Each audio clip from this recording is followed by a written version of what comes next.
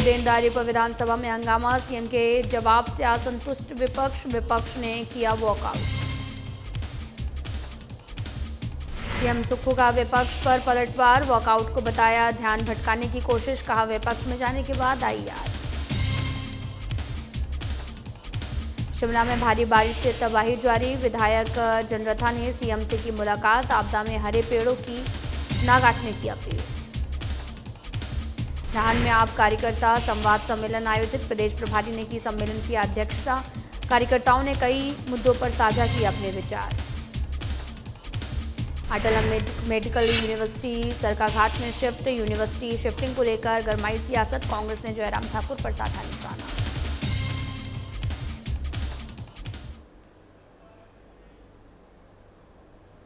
नमस्कार, मैं हूं आपके साथ अंकिता पाल। बुलेटिन की शुरुआत करते हैं। हिमाचल प्रदेश विधानसभा में गुरुवार को कर्मचारियों के लंबित महंगाई भत्ते को लेकर जमकर हंगामा हुआ है। बीजेपी विधायक सतपाल सत्ती द्वारा पूछे गए सवाल पर सरकार के जवाब से असंतुष्ट विपक्ष ने सदन से वॉकआउट कर दिया है। नेता प्रतिपक्ष जयराम ठाकुर ने आरोप लगाया कि मुख्यमंत्री राजनीतिक जवाब दे रहे हैं, सरकार अपने ही वादों से मुकर रही है। उन्होंने कहा कि बजट सत्र में मई में डीए जारी करने की घोषणा की गई थी, लेकिन अगस्त समाप्ति की ओर है और घोषणा पूरी नहीं हुई। जयराम ठाकुर ने इसे विशेषाधिकार हनन का मामला बताया। साथ ही उन्होंने ये भी सवाल उठाया कि क्या कांग्रेस सरकार के कार्यकाल की कोई देनदारी बीजेपी सरकार पर नहीं आई थी। विपक्ष ने विधानसभा अध्यक्ष पर भी सवाल उठाए हैं।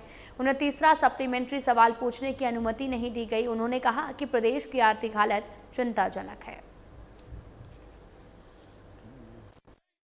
बहुत महत्वपूर्ण प्रश्न हमारे वरिष्ठ माननीय सदस्य सतपाल सत्ती जी की ओर से विधानसभा में लगा था और वो कर्मचारियों के डीए से संबंधित था।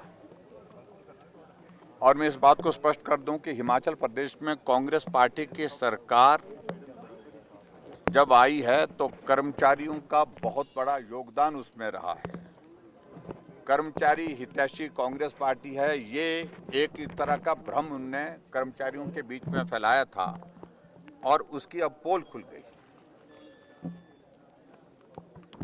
सीधी सी बात है कि जब मुख्यमंत्री हाउस के अंदर बोलते हैं तो वो एक कमिटमेंट गवर्नमेंट की होती है, एक एश्योरेंस गवर्नमेंट की होती है। और बजट भाषण में कोई बात अगर कही जाती है, अनाउंस की जाती है, तो वो अनाउंसमेंट जो है वो टॉप प्रायोरिटी पर होती है, वो कमिटमेंट होती है, फुल एंड फाइनल कमिटमेंट होती है। अब की बार बजट प्रस्तुत करते हुए मुख्यमंत्री जी ने कहा था कि मई के महीने में डीए की किस्त जारी कर दी जाएगी, लेकिन मई बीत गया, जून बीत गया, जुलाई बीत गया और अगस्त जो है ये भी बीत गया। अभी तक वो डीए की किस्त कर्मचारियों को नहीं मिल पाई। हिमाचल विधानसभा में विपक्ष के वॉकआउट पर मुख्यमंत्री सुखविंदर सिंह सुक्खू ने तीखा पलटवार किया। उन्होंने कहा कि बीजेपी अपने शासन में कर्मचारियों पर लाठियां बरसाती रही और अब विपक्ष में आकर सहानुभूति जता रही है। मुख्यमंत्री ने वॉकआउट को सिर्फ ध्यान भटकाने का प्रयास बताया। उन्होंने कहा कि बीजेपी ने कर्मचारियों को ओपीएस नहीं दिया, जो कि 1600 करोड़ की अतिरिक्त उधारी भी रोकने की कोशिश की। सीएम ने कहा कि पूर्व सरकार ने डीए की घोषणा तो की है पर भुगतान नहीं किया और 10,000 करोड़ की देनदारी छोड़ दी। मौजूदा सरकार ने पुरानी पेंशन योजना ही है। और वहीं बिजली बिल विवाद पर उन्होंने कहा कि उनका 3 लाख और मंत्री आरएस बाली का 6 लाख का बिल आया है, जिसकी जांच के आदेश दे दिए गए हैं। मुख्यमंत्री ने चेतावनी दी है, यदि यह बिल राजनीतिक साजिश के तहत लीक किए गए हैं तो कड़ी कार्रवाई की जाएगी। कर्मचारियों पर पानी की बौछारें करने वाले जब सत्ता पक्ष से हटकर विपक्ष में गए तब कर्मचारियों की याद आ रही है। कर्मचारियों को ओल्ड पेंशन स्कीम ना देने वाले और जो सरकार की एडिशनल बोरिंग है 1600 करोड़ उसको रुकवाने वाले आज कर्मचारियों के भत्तों के नाम पर वॉकआउट कर रहे हैं। वॉकआउट सिर्फ ध्यान बांटने की कला है। कर्मचारियों के डीए से इनको कुछ नहीं लेना है। हमने जब से हमारी सरकार आई है 11% के करीब हमने कर्मचारी अधिकारियों को दिया है। और मैं आपको ये बताना चाहता हूं कि पहली कैबिनेट में हमने सरकारी कर्मचारी और अधिकारियों को ओल्ड पेंशन स्कीम दी। ओल्ड पेंशन स्कीम देने के बाद विपक्ष के कहने पर, भारतीय जनता पार्टी के कहने पर हमारी जो एडिशनल बोरिंग 1600 करोड़ रुपए की थी वो बंद कर दी गई। अब भारतीय जनता पार्टी के लोग कर्मचारियों के हितैषी बने। अगर एडिशनल बोरिंग हमारी जो 1600 करोड़ रुपए की मिल रही होती तो हमारी ये स्थिति नहीं होती। वो क्यों हुई कि हमने सरकारी कर्मचारी व अधिकारियों को ओल्ड पेंशन स्कीम दिया। नाहन में आप पार्टी कार्यकर्ता संवाद सम्मेलन प्रदेश प्रभारी ऋतुराज गोविंद झा की अध्यक्षता में सफलतापूर्वक संपन्न हुआ है। इस सम्मेलन में पार्टी के हिमाचल के राज्य प्रभारी ऋतुराज गोविंद झा, सह प्रभारी विजय फुलारा, अध्यक्ष सुरजीत सिंह और जिला सिरमौर के सैकड़ों कार्यकर्ता के साथ 20 केंद्रीय प्रदेश टीम कार्यकर्ता भी विशेष तौर पर उपस्थित रहे, जो संगठन को जमीनी स्तर पर पार्टी को मजबूत करने की प्रतिबद्धता को दर्शाता है। इस संवाद सम्मेलन का मुख्य उद्देश्य आगामी संगठनात्मक गतिविधियों की समीक्षा करना, कार्यकर्ताओं से सीधा संवाद स्थापित करना, प्रदेश में पार्टी का संगठन विस्तार आदि गहरा करने के लिए रणनीति तैयार करना था। सम्मेलन शुरू होते हुए ही सभी कार्यकर्ताओं ने कई संगठनात्मक मुद्दों पर अपने विचार और सुझाव साझा किए, जिस पर केंद्रीय और प्रदेश नेतृत्व ने गंभीरता से विचार किया है। और वहीं प्रभारी ऋतुराज गोविंद झा ने सभी कार्यकर्ताओं से एकजुट होकर काम करने और जनहित के मुद्दों को प्रमुखता से उठाने का आह्वान किया।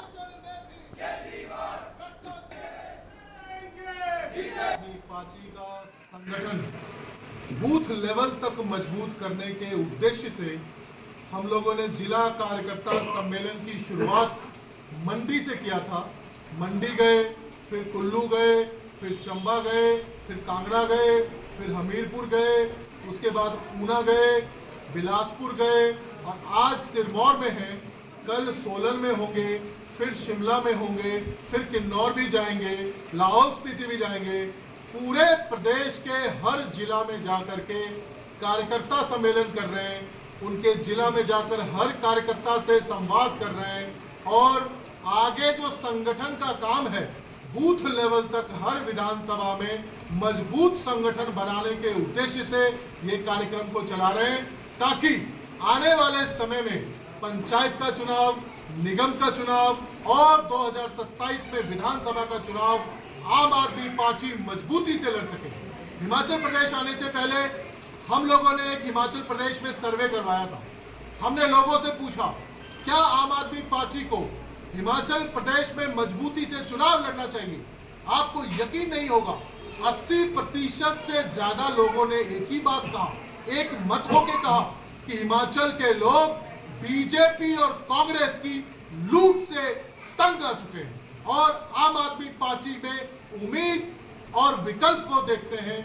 आम आदमी पार्टी को मजबूती से हिमाचल प्रदेश में चुनाव लड़ना चाहिए। मुख्यमंत्री सुखविंदर सिंह सुक्खू द्वारा अटल मेडिकल एंड रिसर्च यूनिवर्सिटी को नेरचौक से सरकाघाट स्थानांतरित करने की घोषणा के बाद राजनीतिक माहौल गर्मा गया है। जहां बीजेपी इसका विरोध कर रही है, वहीं कांग्रेस अब खुलकर मैदान में आ गई है। मंडी में आयोजित पत्रकार वार्ता में सरकाघाट से कांग्रेस प्रत्याशी रहे पवन ठाकुर ने नेता प्रतिपक्ष जयराम ठाकुर पर तीखा हमला बोलते हुए कहा, पूर्व में जयराम सरकार ने सरकाघाट को उजाड़ने का काम किया है, कई संस्थानों को धर्मपुर शिफ्ट किया गया है। उन्होंने कहा कि अब सीएम सुक्खू सरकाघाट को पुनः बसाने की दिशा में मजबूत कदम उठा रहे हैं। मेडिकल यूनिवर्सिटी जैसी सौगातें क्षेत्र के विकास को गति देंगी। पवन ठाकुर ने बीजेपी विधायक पर भी सवाल उठाते हुए कहा कि इतनी बड़ी घोषणा पर भी वे चुप हैं, सरकाघाट को कुछ न देने वालों को जनता जवाब देगी। कोई भी मंडी के ऐतिहासिक नहीं रहे, सिर्फ आपने जो काम किया वो धर्मपुर में और सराज में, वो भी आपने सरकारी जो धन का दुरुपयोग किया, नाले में बना दिए, जिसका आज आप जो जिस तरह से डिजास्टर हो रहा है मैन क्रिएटेड है। अगर हम नाले ने तो अपना रूप लेना है। आज अरबों रुपया जो है वो लोगों के जो पैसा था जीएसटी के रूप में लोगों ने दिया उसको बर्बाद किया है। अगर सरकाघाट को सबसे बड़ा उजाड़ने का जो है वो श्रेय है वो जयराम ठाकुर जी को जाता है। हम जयराम ठाकुर जी से पूछते हैं कि सरकाघाट के लोगों का क्या कसूर है। आपको 4 बार विधायक दिया भारतीय जनता पार्टी का, इस बार मेंबर ऑफ पार्लियामेंट सरकार घाट से बने हैं, तो अब सरकार घाट के लोगों का इतना हक नहीं है कि वो यूनिवर्सिटी भी नहीं खोले हैं वहाँ पे। आपने तो कुछ नहीं दिया। मैं दिल से आदरणीय मुख्यमंत्री जी का, सुखविंदर सुक्खू जी का आभारी करता हूँ कि उन्होंने 4 तोहफे में सरकार घाट में दिए, चाहे यूनिवर्सिटी दी, मेडिकल यूनिवर्सिटी दी, बस स्टैंड दिया। उन्होंने कहा पुराना बस स्टैंड था, उन्होंने कहा कि इसको एक आधुनिक बस स्टैंड बनाएंगे। बड़े सालों से ये चली थी कि वहाँ पार्किंग की व्यवस्था थी, लोग दूर दराज के क्षेत्रों से लोग आते थे तो वहाँ गाड़ियाँ खड़ने के लिए थी। 2 बीघा जमीन रेवेन्यू की उन्होंने पार्किंग के लिए दी। सरकार घाट हॉस्पिटल का दर्जा बढ़ाया, 150 किया, 100 बेड से 150 किया।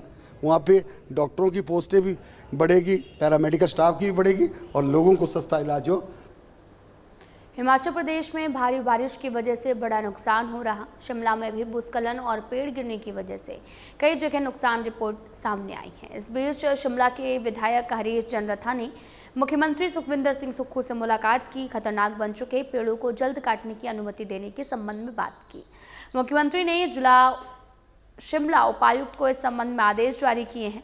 विधायक हरीश चंद्रथा ने कहा कि वे खुद भी ग्राउंड जीरो पर जाकर लोगों की परेशानी का समाधान करने की कोशिश कर रहे हैं। साथ ही खतरनाक पेड़ों को भी हटाने के लिए सख्त निर्देश दिए हैं। उन्होंने लोगों से भी अपील की कि आपदा के इस दौर में हरे भरे पेड़ों को काटने के लिए अनुमति न मांगे। विधायक हरीश चंद्रथा ने कहा, मुख्यमंत्री की ओर से सभी जिलों के उपायुक्तों को भी इस तरह के निर्देश दिए गए हैं।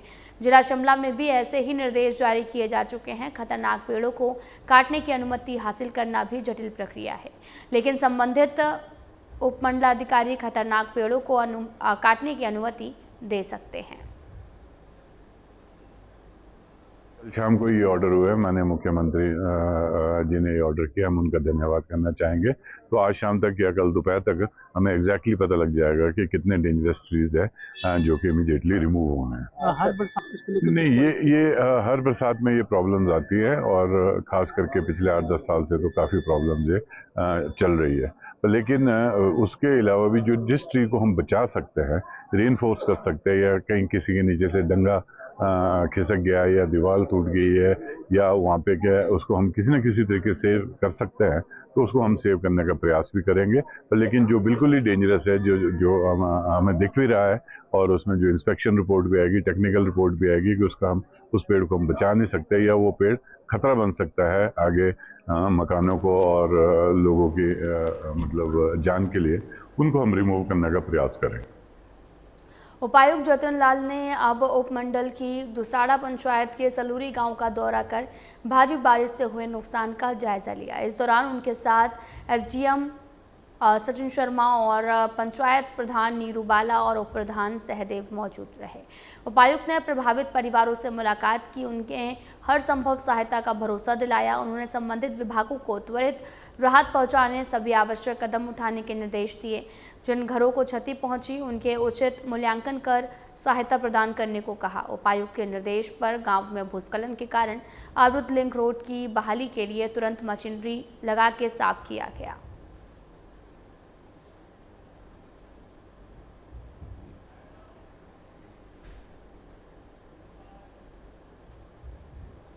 राबुड़े में इतना ही। नमस्कार।